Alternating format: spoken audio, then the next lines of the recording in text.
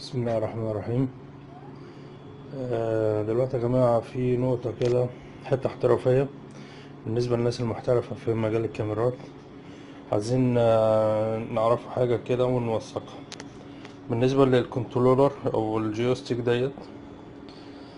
عايزين نعرف طريقة تركيبها على أي كاميرا، على الكاميرا مثلا زي ديت أو على الدي في ار. نتعلم ازاي تركيب الجويستيك او الكنترولر على الكاميرا زي ديت اي بي او على الدي في ار. طيب بالنسبة للشرح، الشرح بينطبق على اي كنترولر، يعني الشرح بينطبق على اي كنترولر او على الجويستيك. اسمها كنترولر، اسمها جويستيك، زي ما بتحب. الشرح بينطبق على كل حاجة. طبعا اللي انا شغال فيها دي ليها مديول واحدة زي ديت، تخش عليها كابلين هنا، طالع لي منها بتخش عليها كابل نتورك على الوحدة دي بتخش عليها بيطلع منها ال TX وال RX. هنا TX ال TX وال RX يا جماعة دولت موجودين في أي جويستيك، عشان تبقى فاهم المعلومة دي كويس أوي.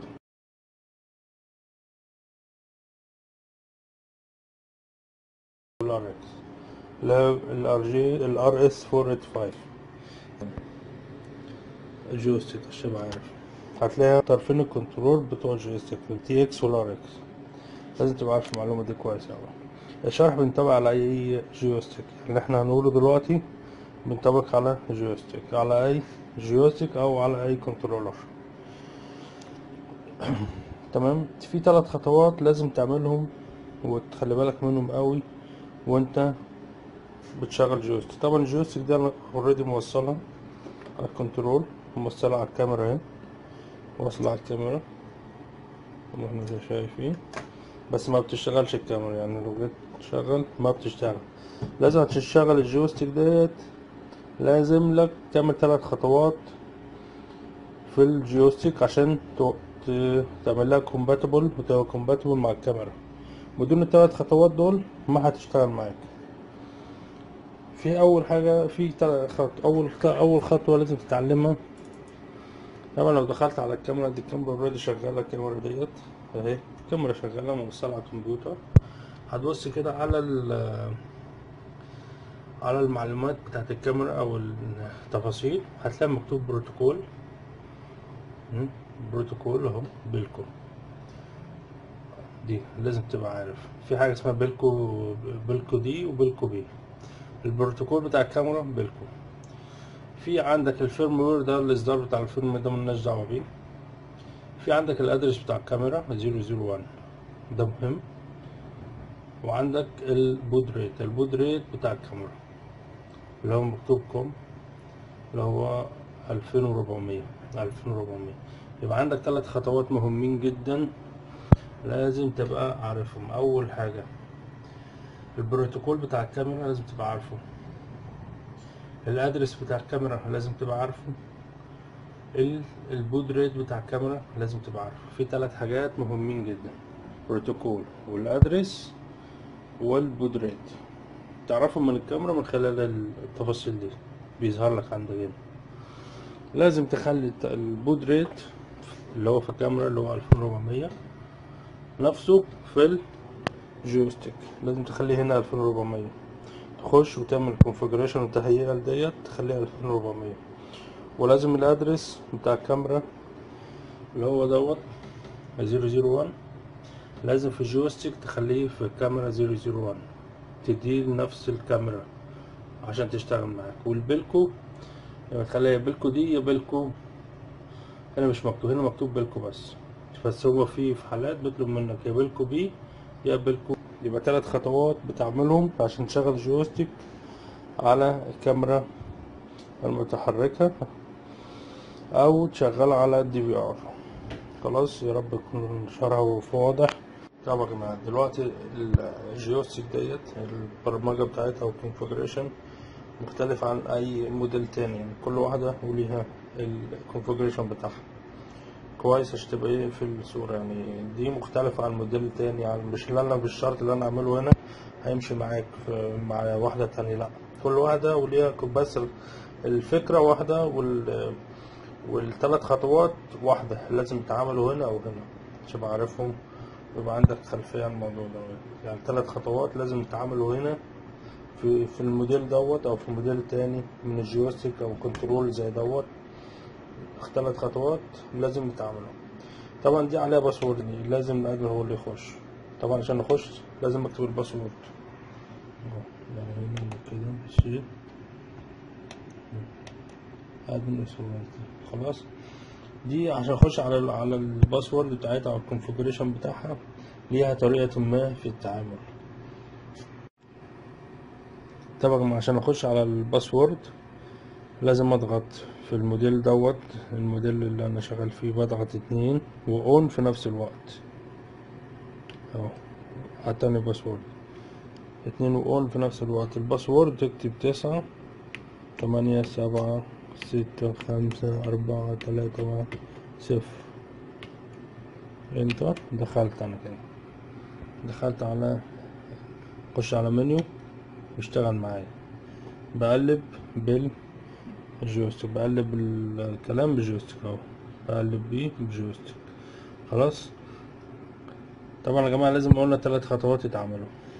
اول حاجه البود ريت والادرس بتاع الكاميرا والبروتوكول. البود ريت هنشوفه واحده واحده نمشي مع بعض. بروتوكول طبعا انا بقلب دي مكتوب هنا سيت كاميرا بروتوكول. طبعا نغير اهو الكاميرا بروتوكول اهو، بروتوكول خلاص. مكتوب البروتوكول وبود ريت، هنخليها بود ريت ماشي، ونعمل انتر. نخلي هنا كل الكاميرات، هنا بقول لي بقى ايه، كل الكاميرات عاوزها 2400. 2400 اللي هو البود ريت، البود ريت اللي احنا قلنا عليه هنا. بود ريت 2400 بتاع الكاميرا اهو، لازم هنا تخليه 2400.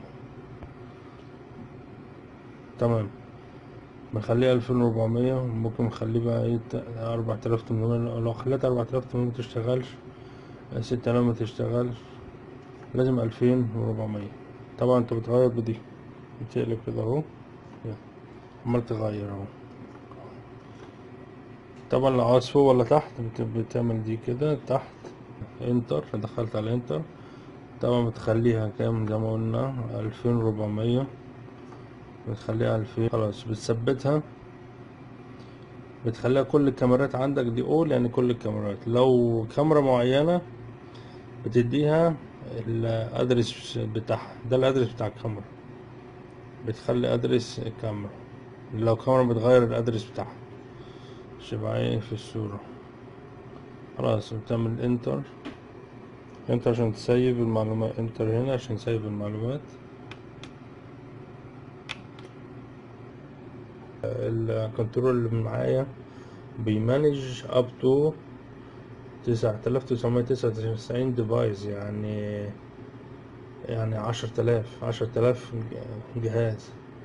طبعا بس هو عليها باسورد فاريبل بي تي زد سبيد، يعني السرعة بيغير سرعة الكاميرا المتحركة، ممكن تتغير سرعة الكاميرا المتحركة. ست كاميرا بروتوكول اهي بالكو دي، لو خليناها بالكو بي شوف اللي هيحصل.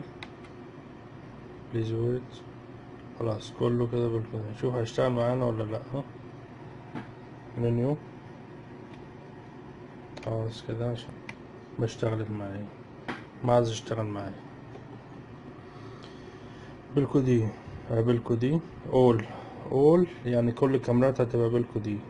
طبعا ده الادرس بتاع الكاميرا. لما هتخليها اول اللي تحت اوتوماتيك هتبقى دي، نخليها دي انتر. دخلت انتر، بليز ويت بقت كلها دي اهي. طيب خلاص نطلع ونجرب وهنشوف هتشتغل الكاميرا ولا لا. خلاص اهو، شوف الكاميرا اشتغلت معايا. بيتحرك من الجويستيك خلال الجويستيك.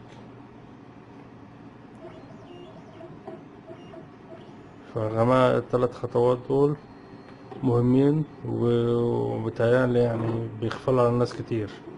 يعني الخطوات دي بتبقى في ناس كتير بتتوه فيها، فمهمين اوي. طبعا الكاميرا دي خطيرة جدا يعني يا جماعة، بتجيب زوم على بعد 4 كيلو. الزوم بتاعها 4 كيلو، العدسة بتاعتها 36 اكس. العدسة بتاعتها 36 اكس، الناس المحترفة فاهمة يعني ايه 36 اكس. فشيء عظيم يعني. الكاميرا بتاعتها 36 اكس.